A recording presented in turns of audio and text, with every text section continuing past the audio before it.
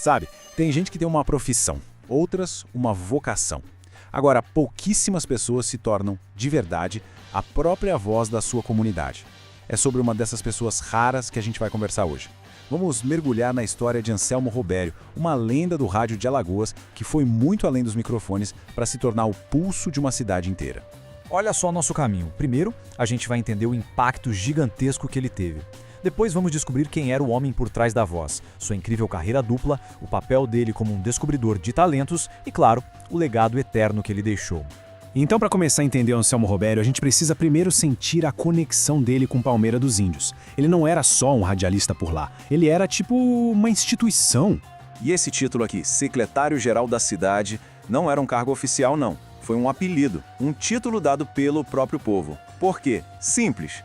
Era pro Anselmo que as pessoas ligavam para cobrar os políticos, para pedir ajuda, para desabafar, enfim, para serem ouvidas. Ele era o verdadeiro porta-voz da galera.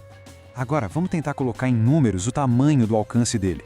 Pensem comigo, de cada 10 aparelhos de rádio ligados na cidade, uns 7, às vezes 8, estavam sintonizados no programa dele. Isso não é só ser popular, gente. Esse é um domínio absoluto.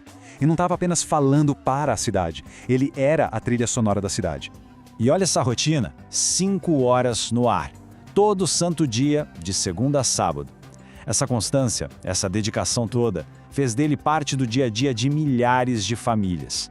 O que nos leva a uma pergunta fundamental.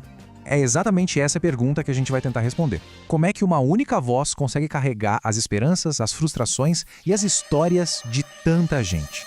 Para achar essa resposta, a gente tem que voltar lá no comecinho, quando um jovem de Palmeira dos Índios ainda estava tentando achar seu rumo, mal sabendo que a sua verdadeira vocação já estava batendo na porta.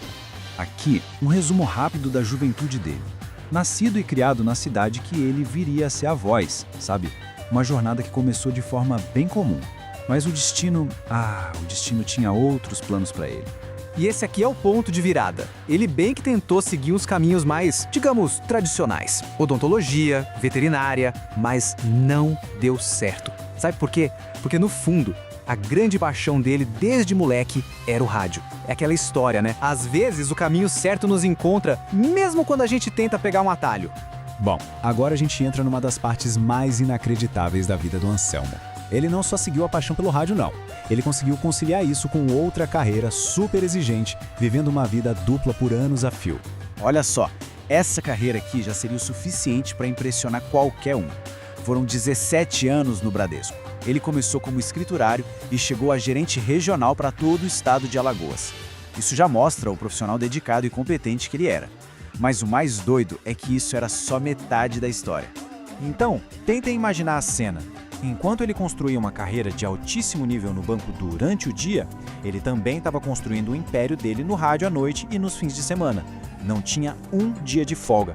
E mesmo com essa rotina maluca, ele dava um jeito de trazer a família para perto. Essa famosa conversa no ar com o filho dele, o Alisson, não era só um bordão. Era um jeito de mostrar o lado humano, de misturar a vida pessoal com a paixão pelo rádio de um jeito que conectava demais com o público. Chegou o momento em que o Anselmo precisou escolher, e aí ele se dedicou de corpo e alma à sua verdadeira vocação. Foi nesse ponto que a influência dele explodiu e ele se tornou mais do que uma voz. Ele se tornou um mestre. Pense um pouco no que isso significa. Ele não era cara de uma rádio só, ele trabalhou em todas as emissoras de Palmeira dos Índios. A presença dele era sinônimo de rádio na cidade. Não importava qual era a frequência no dial. Só que ele não guardou esse sucesso só para ele. Anselmo é lembrado como um mentor generoso, que abriu portas, que ensinou uma nova geração de comunicadores. Muitos desses nomes que a gente vê aqui se tornaram grandes profissionais, e tudo começou com a orientação dele. A história do Anselmo Robério não acaba com o fim da carreira. O impacto dele foi tão fundo, tão marcante, que foi reconhecido e imortalizado de várias formas, garantindo que sua voz continue ecoando. Isso aqui não é só homenagem, é a oficialização de uma lenda. Uma turma de radialistas com o nome dele, o poder legislativo da cidade o chamando de o Eco do Povo. Fica claro que a contribuição dele agora faz parte da história oficial da região. No fim das contas, o legado dele se resume a essa ideia. Pro Anselmo Robério, o microfone era, antes de tudo, uma ferramenta de serviço. Era um jeito de conectar pessoas, de ajudar a resolver problemas e de fortalecer os laços da comunidade. E esse era o bordão famoso dele, o lema pessoal. Eu não sou melhor nem pior do que ninguém. Sou apenas diferente. Uma frase tão simples, mas que diz tanta coisa, né?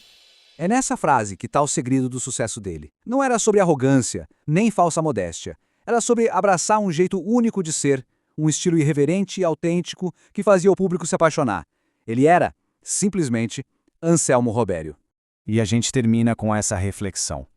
A vida do Anselmo Robério mostra que para se tornar o eco de uma comunidade, não basta ter talento ou trabalhar muito. É preciso um compromisso profundo em servir, uma autenticidade que não se abala e a compreensão de que a comunicação, na sua forma mais pura, é sobre conectar pessoas.